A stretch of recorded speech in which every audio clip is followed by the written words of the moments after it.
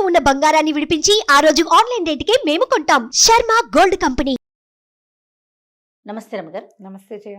రమగారు, మనం రకరకాల కథలు చెప్పుకుంటూ ఉంటాం. మాతృభక్తని, పితృభక్తని, గురుభక్తని అట్లా. వీటికి సంబంధించి అసలు ఏమన్నా కథలు ఉంటాయండి? పితృభక్తి కథలు చెప్పుకోవచ్చు మనం. ఒక కథ చెప్పచ్చు ఎక్స్ట్రా. ఓకే. మనకు మామూలుగా తెలుసు రాముల వారి పితృభక్తి పరాయణుడు. అసలు తండ్రి మాట జవదాటకుండా అడవికి వెళ్ళిపోయాడు. భీష్ముడు పితృభక్తి పరాయణుడు. ఆహా, మరి ఆయన పెళ్లి మానేసుకున్నాడు కదా తండ్రి కోసము. అవునా రమగారు? ఈ కథ నాకు తెలియదు రమగారు. అదేంటి భీష్ముడు కథ తెలియదని? అంటే డీటెయిల్డ్ గా తెలీదు. ఈసారి చెప్దాం. ఒక లైన్ వరకు అంతవరకే తెలుసు కానీ ఒక కథ రూపంలో చెప్పండి సార్. చెప్తాం. భీష్ముడి సంగతి చెప్పాల్సిందే. అవును. అయితే అలాంటి భీష్ముడిలాగా రాజ్యాన్ని, నాకు రాజ్యం వద్దు అని వదిలిపెట్టుకునే వాళ్ళు మనకి మన ఈ కాలంలో కూడా ఉన్నారట. ఓకే. ఇది 14వ శతాబ్దంలో మేవాడ్ సంస్థానానికి లఘుసింహ అతని పేరు, లఘు మహారాజు, LAGHUL, రఘు కాదు లఘుసింహుడు అని ఒక రాజుగారు ఉండేవాడు. ఈ రాజుకి 2 కుమారులు ఉన్నాడు. చండసింహుడు, రఘునాథ సింహుడు, 2 కుమారులు. ఈ కుమారులు కలిగి కొంచెం ఆయన నడి వయసుకు వచ్చిన తర్వాత ఒకసారి ఏమైందట, ఆయనకి పిల్లలంటే చాలా ఇష్టం, అబ్బాయిలు చాలా బుద్ధిమంతులు వాళ్ళు. రఘునాథు చాలా కామ్గా కూడా ఉండేవాడు. చండసింహుడు కొంచెం గట్టివాడు, కానీ తండ్రితో అమిత ప్రీతిగా ఉండేవాడు. తల్లి గతించింది.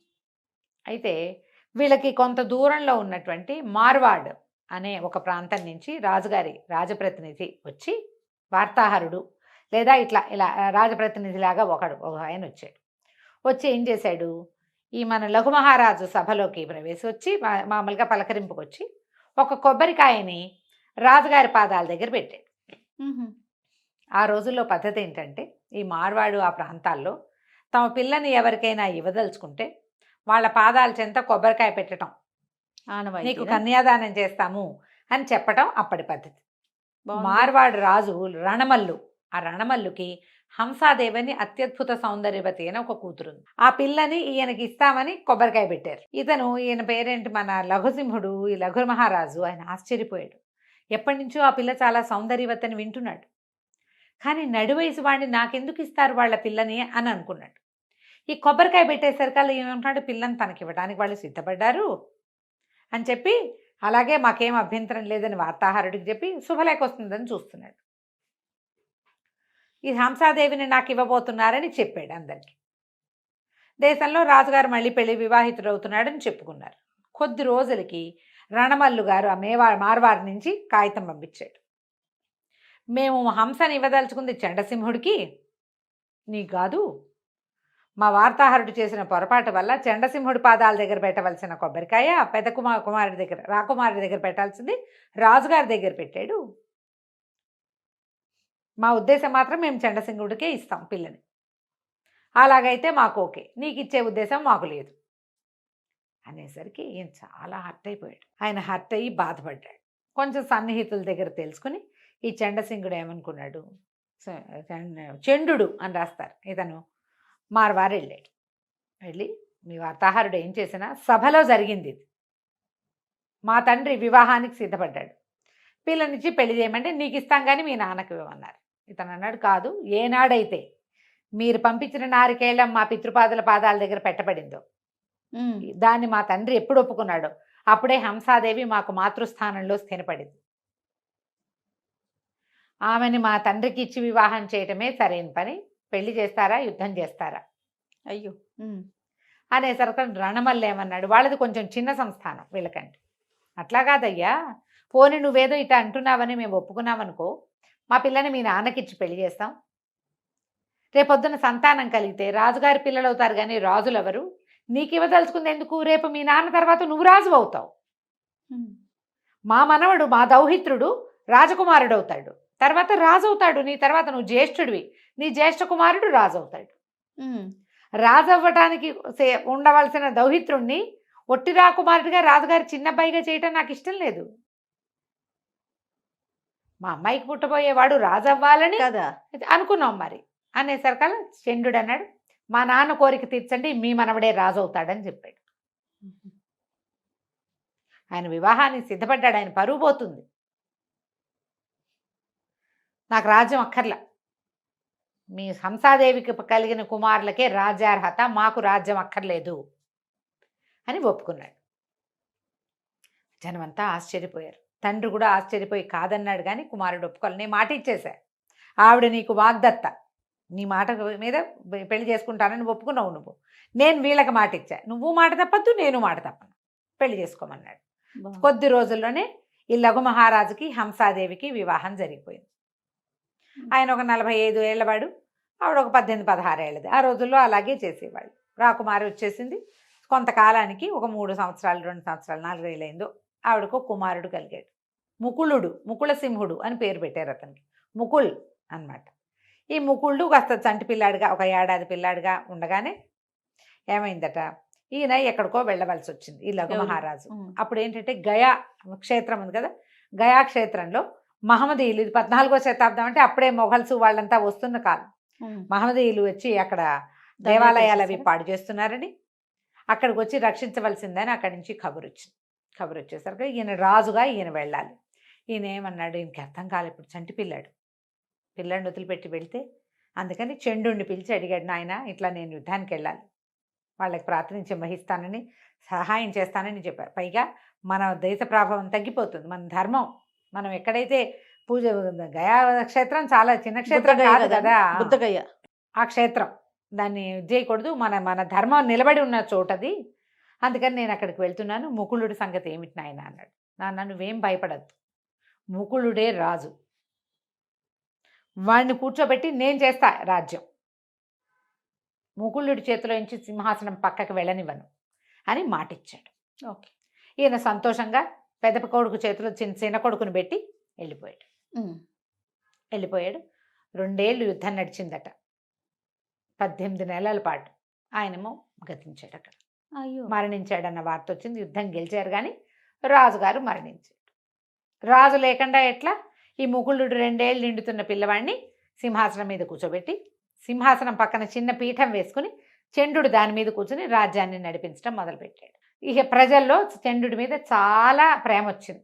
ఇచ్చిన మాట నిలబెట్టుకున్నాడు కదా. ప్రజలు అసలు చండు పక్షమే అంత. ఆ స్థానంలో ఎక్కువ భాగం చండు స్నేహితులు వాళ్ళు ఉన్నారు. ఈ హంసాదేవికి మెల్లిగా భయం వచ్చేసింది. పిల్లాడే రాజైనప్పుడు సంతోషం వచ్చింది, కానీ క్రమంగా చండు ప్రాభవం పెరిగిపోతుంది. రేపు నాటికి పిల్లాడిని ఏమైనా చేస్తే, అయితే ఇలాగ మెల్లిమెల్లిగా పెరిగేసరికి చండుకి తెలిసిపోయింది ఇలా ఆవిడ అనుకుంటోంది అని. అయితే ఏం చెప్పాడంటే, అమ్మా నువ్వేం భయపడద్దు, మా నాన్నకి మాట ఇచ్చాను, నువ్వు ఇక్కడే ఉంటే వీళ్ళందరూ నీ వైపే చూస్తారు కానీ నా కొడుకు వైపు చూడరయ్యా, నాకు అది భయం అంత. సరే నేను ఇక్కడి నుంచి వెళ్ళిపోతాను, వేరే ప్రాంతానికి వెళ్ళి స్థిరపడతాను, నా సొంత ప్రపంచం ఏదో నేను నిర్మించుకుంటాను, పిల్లాన్ని జాగ్రత్తగా చూసుకోమని చెప్పి తమ్ముడైన రఘునాథుడు, అతను మెతకవాడు, ఆ రఘునాథుడిని మాత్రం ఇక్కడ ఉంచి తన స్నేహితులు, తన పరివారంతో ఎవరైతే తనని ఫాలో చేయదలుచుకుంటారో వీళ్ళతో కలిసి వేరే ప్రాంతానికి వెళ్ళిపోయాడు. ఎప్పుడైతే మేవాడ్ నుంచి చండసింహుడు వెళ్ళిపోయాడో ఆవిడ ఏం చేసింది, తన తండ్రికి వచ్చి కబురు చేసింది, వచ్చి కాస్త రాజ్యాన్ని చూడడానికి హెల్ప్ చేయి, పిల్లాడి పెంపకంలో నాకు సహాయం చేయండి అంటే. ఇది మహాద్భుతమైన రాజ్యం మేవాడు, చిత్తోడ్ గఢ్ అని చెప్పుకుంటాం కదా, ఆ గఢ్ ఉన్నది వీళ్ళకి. చాలా ఆస్తిపాస్తులు ఉన్నది, ఎంత సంపద ఉందో అక్కడ, ఎంత పంటలున్నాయో, సిరి సంపదలతో తులదూగుతున్న రాజ్యం ఇది. సో పుట్టింటికి కబురు చేసుకుంది. మరి తండ్రి తమ్ముడు కావాలి కదా సహాయానికి. ఆవిడ అన్నదమ్ములు వీళ్ళంతా కలిసి ఊసర క్షేత్రం, అది తొండల గుడ్లు పెట్టే క్షేత్రం, ఊళ్ళు అవి. మార్వాడు అంత మంచిది కాదు, మార్వాడు రాజ్యం చిన్నది, అక్కడ పెద్ద డబ్బు లేదు, రాజ్యమే ఉంది కానీ ఇంత సిరి సంపదలతో తులతూగేది కాదు. ఈ ఊసర క్షేత్రంగా ఉన్న ఈ మార్వాడిని వదిలిపెట్టి మేవాడు రాజ్యానికి షిఫ్ట్ అయిపోయారు వాళ్ళు. అక్కడ ఎవరికో అప్పచెప్పేసి అది చూస్తారు, అది వీళ్ళ కిందే ఉంటుంది. పెద్ద వాళ్ళంతా తండ్రి అన్నదమ్ములు ఇక్కడికి వచ్చేసారు. క్రమంగా రాజ్యంలో వీళ్ళ గట్టి చేసుకున్నారు. ఇక ఎట్టి పరిస్థితుల్లో అతన్ని రానివ్వకూడదు, చండుని ఇక్కడికి రానివ్వకూడదు. అంతఃపురం మీద వీళ్ళదే పెత్తనం, పుట్టింటి పెత్తనం చాలామంది చేస్తారు చూడు, ఇప్పుడు కూడా అట్లా. రోజులు గడుస్తుంటే ఏమైంది, ఒకనాడు సభ తీర్చి ఉన్నారు. ఆవిడ చాలా గట్టిగా ఉన్నారు, తెలుస్తోంది ప్రజలకి ఆవిడ పుట్టింటి వాళ్ళ ప్రభావం హెచ్చుగా ఉంది అని. ఆవిడ అన్నదమ్ములు కూడా కొంచెం తీవ్రంగానే ప్రవర్తించేవాళ్ళు. ఆ సభలో ఒకనాడు పిల్లవాడిని రాజసింహాసనం మీద కూర్చోబెడతారు కదా, ఎవరైతే రాజ్యం చేస్తున్నారో వాళ్ళు కింద ఒక పీట వేసుకుని కూర్చుంటారు. కింద పీఠం మీద కూర్చున్నాడు తాత. ఈ సింహాసనం మీద కూర్చున్న పిల్లాడు 4 ఏళ్ళు వాడే కదా, ఎక్కువ వయసు ఏమిది, 5 ఏళ్ల పిల్లాడు. వాడు ఏదో బంతి తెచ్చుకుని ఆడుకుంటూ బాల్ పడిపోయిందని దిగి కింద ఆడుకుంటున్నాడు. ఎప్పుడైతే రాకుమారుడు రాజే కదా, సింహాసనం మీద నుంచి దిగాడో సభలో ఉన్న వాళ్ళంతా లేచి నిలబడారు. అది ఆస్థాన మర్యాద. కానీ తాత అయిన రణవల్లు మాత్రం తన పీట మీద నుంచి లేవల. ఆయన తాంబూలం నవ్వులుతూ కుర్చీలో కూర్చున్నాడు. సభలో ఉన్న వాళ్ళంతా అసహించుకున్నారు. ఇప్పుడు రాజు పిల్లాడా పెద్దవాడా కాదు, రాజే. రాజు సింహాసనం, దానికి మర్యాద ఇవ్వాలి. ఆ స్థానంలో అట్లాంటి మర్యాదలు తప్పడానికి అసలు రజపుత్రులు అస్సలు ఒప్పుకోరు. రాజ్పూట్స్కి చాలా మర్యాదలు ఎక్కువ, వాళ్ళు ఒప్పుకోరు. మిగిలిన వాళ్ళందరికీ కోపం వచ్చింది. కానీ ఏమంటారు, రాణిగారి తండ్రి మాట్లాడకుండా ఊరుకున్నారు. కానీ ఈ పిల్లాడి వెనకాల ఒక దాది వస్తుంది. రోజు పిల్లాడిని ఎత్తుకొస్తుంది, అది దింపుతుంది. వాడికి ఏమైనా ఆకలిస్తుంది, అవి ఇవి మంచినీళ్ళు కావాలి, ఏమైనా కావాలంటే ఇస్తుంది. సభ అంతా అయిపోయాక పిల్లాడిని ఎత్తుకు తీసుకుపోతుంది. అక్కడ నుంచున్న దాది చండసింహుడిని పెంచింది. దాదే పిచ్చి కోపం వచ్చేసి పిల్లాడిని ఎత్తుకుని వెళ్ళి, మీ నాన్న ఏం చేస్తున్నాడో తెలుసా, కనీసం నీ పిల్లాడు రాజు అతనికి మర్యాద కూడా ఇవ్వటం లేదు. పిల్లవాడికి మహారాజుకు మర్యాద ఇవ్వద్దు,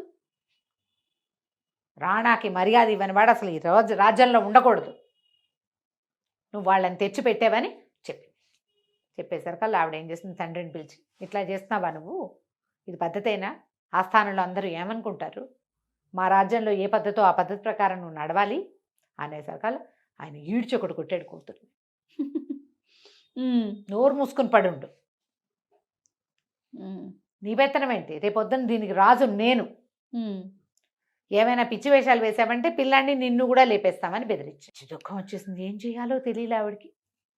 ఇంతలో ఏమైంది, కొద్ది రోజులు గడిచాక రఘునాథుడిని సింహుడిని సంహరించేశారు. రెండో రాజకుమారుడు అంటే చండసింహుడి తమ్ముడు. ఇప్పుడు ఆయనకి మందు పెట్టి మరణించేలాగా చేశారు. ఎప్పుడైతే ఆవిడ తను మరణించాడో ఇంకా తన వంతు తన పిల్లాడి వంతు ఈవిడికి తెలిసిపోయింది. ఇక చాలా దుఃఖపడి ఎలాగైనా చండు రావాలని, ఆవిడకి ముందు ఏమనిపించింది, ఇతను ఏం చేసేస్తాడో అనిపించింది. ఏం చేసినా ఆ రాజ్యానికి రాజు అతను, అది అసలైన వారసుడు. ఇప్పుడు వేరే వాడిని తెచ్చి తను కూర్చోబెట్టింది కాదు, అంతే. అక్కడ తనకి మర్యాద లేదు. కనీసం ఆ పిల్లాన్ని ఏమైనా చేస్తే ప్రజలు ఏమైనా అనుకుంటారని భయం ఉండేది చండుడికి. వీళ్ళకేం భయం, ఈ ప్రజలు వీళ్ళ వాళ్ళు కాదు, మీ జాతి కాదు, మా కులం వేరు, మీ కులం వేరు, అలాంటి ధోరణులు ఉండేవి. దాంతో ఈవిడ కబురు చేసేసరికి అంచెలంచెలుగా చండుడికి కబురు అందింది, తన తమ్ముడు మరణించాడని, యువరాజు అదే పసివాడైన రాజు ప్రాణాలు ప్రమాదంలో ఉన్నాయని, హంసాదేవి తీవ్ర దుఃఖంలో ఉందని కబురు వెళ్ళిపోయేసరికి చంద్రుడు ఏం చేశాడు, ఒక ప్లాన్ ప్రకారం చేశాడు. ముందు తన స్నేహితుల గుంపందని పంపించాడు. తను రాకుండా ఈ గుంపంతా వచ్చారు. మిగిలిన స్నేహితులు వచ్చేసరికి ఊళ్ళో వాళ్ళంతా ఎందుకు వచ్చారంటే, ఆ ఎన్నాళ్ళు ఉంటాం, మన రాజ్యం వదిలిపెట్టి, చంద్రుడు రానన్నాడు వెనక్కి, ఇక అతను వదిలిపెట్టి మేము వచ్చేసాం అని ఆ స్థానంలో కొలువుల్లో ఉన్న వాళ్ళు ఆ స్థానంలో చేరిపోయారు. వీళ్ళు మనుషులు గుంపుగా వెళ్ళారంటే, 10 మంది వెళ్ళారనుకో, 10 మందికి ఒక్కొక్కడికి 1800, 700 చొప్పున సైన్యం ఉంటారు. అందరు రాజ్పూట్సే కదా, ఎవరి గుంపు వాళ్ళకు ఉంటుంది. మొత్తం అన్ని సమూహాలు ఊళ్ళోకి చేరిపోయినాయి. మొదట అక్కడి నుంచి ఎప్పుడైతే వీళ్ళంతా వచ్చి కొలువుల్లో కుదురుకుని ఈ పిల్లాడిని పహరా కాసేస్తున్నారనమాట, పిల్లవాడికి ఏ ప్రమాదము రాకుండా. ఆవిడ రోజులు గడిచే కొందుకి ఆవిడ ఏం చేసింది, ఏదో లక్ష్మీ పూజ చేయాలని కొంచెం దూరంగా ఉన్న ఒక దేవాలయానికి రాజకుమారుడిని తీసుకెళ్తున్నానని, రాజుని తీసుకెళ్తానని ప్రచారం చేసింది. ఆవిడ ఏదో పూజలు పెట్టుకున్నాను అని చెప్పి ఈ 5-6 సంవత్సరాల వయసు ఉన్నటువంటి ఈ ముకుళ సింహుడిని కూడా తీసుకుని రాజుతో సహా వెళ్ళాలని చెప్పి వెళ్ళేసరికల్లా సరే వెళ్ళేటప్పుడు మరి రాజు వెళ్ళాలంటే కదిలి ఆయన ఒకడు వెళ్ళడు కదా, ఆయనతో పాటు ఎంత పరివారం, ఎంతమంది అంగరక్షకులు ఇదంతా వెళ్తారు, పెద్ద గుంపు పోయింది. ఆ గుంపు అంతా వెళ్ళేసరికి అక్కడి నుంచి చండసింహుడి గుంపు కూడా దానికి యాడ్ అయ్యింది. ఆ ఊళ్ళో నుంచి ఈ గుంపు ఆ గుంపు మొత్తం వచ్చేసినాయి. ఈ ప్రజలు ఇక్కడ ఉన్న రాజుగారి మావగారు ఏమనుకున్నారంటే, రాజకుమారుడి సైన్యం వెళ్ళింది, రాజకుమారుడి సైన్యమే వచ్చింది అనుకున్నారు. కానీ అందులో చండుడు చేరాడని తెలుసుకోలేదు. లోపలికి రావటం ఏమిటి, అంతకుముందు కొంతమంది సైన్యం ఇక్కడ ఉన్నారు కదా, మార్వాడి నుంచి వచ్చిన వాళ్ళందరినీ తొలగించేశారు 3 రోజుల్లో, తమ సైన్యమే. అక్కడి నుంచి వెంటనే యుద్ధభేరి మోగించి మార్వాడ సైన్యం మొత్తాన్ని తొలగించేశారు. రణమల్లుని కూడా సంహరించారు. ఎప్పుడైతే రణమల్లుని సంహరించారో అంటే రాజుగారి తాతని మాతామహుడిని సంహరించారో జోడా అని ఒక కుమారుడు ఉన్నాడు. జోడా సింహుడు అతని పేరు రణమల్లుకి. అతను కాస్త పారిపోయాడు. సింహుడు కాదు, జోడామల్లు, రణమల్లు కుమారుడు జోడామల్లు కొంతమంది స్నేహితులతో కలిసి మార్వాడి పారిపోయాడు. ఇందులో అంతర్గత యుద్ధాలు అనుకో ఒక చిన్న సమూహం సరిపోతుంది. ఇప్పుడు మార్వాడి మీదకి వెళ్ళాలంటే పెద్ద సమూహం కావాలి కదా. కానీ చంద్రుడు తన స్నేహితులతో కలిసి మార్వాడి మీద దండెత్తాడు. దండెత్తి అక్కడికి వెళ్ళిపోయిన జోడామల్లుని సంహరించి అతని స్నేహితులందరినీ చేసి మార్వాడిని కూడా మేవాడిలో కలిపేశాడు. మాతామహుల రాజ్యానికి తండ్రి రాజ్యానికి కూడా ముకులుడే రాజుగా ఉన్నాడు. ఇతను లేడు. చంద్రుడు రాజు అవల. తన ఇచ్చిన మాట ప్రకారము చంద్రుడు రాజు కాలేదు. చంద్రుడి కుమారులు కూడా అతని మనవలు సహాయం చేసినట్టుగా చెప్పరు. కొంచెం చంద్రుడి కుమారులు కూడా తమ కంటే కొంచెం మాత్రమే పెద్దవాడైన తమ బాబాయిని రాజుగా ఒప్పుకొని ఎంతో కాలం రాజ్యం చేశారట. ఇదేంటంటే పురాతన గాథల్లో మనం వింటాం పితృభక్తి ఇట్లా. తర్వాత కాలంలో ఈ 14వ శతాబ్దం 18వ శతాబ్దాల్లో వినలేం కదా. ఇది ఒక ప్రత్యేకమైన గాథ, ఈ పితృభక్తి గాథ. బాగుంది రమ్మ గారు. నమస్తే. నమస్తే జయ.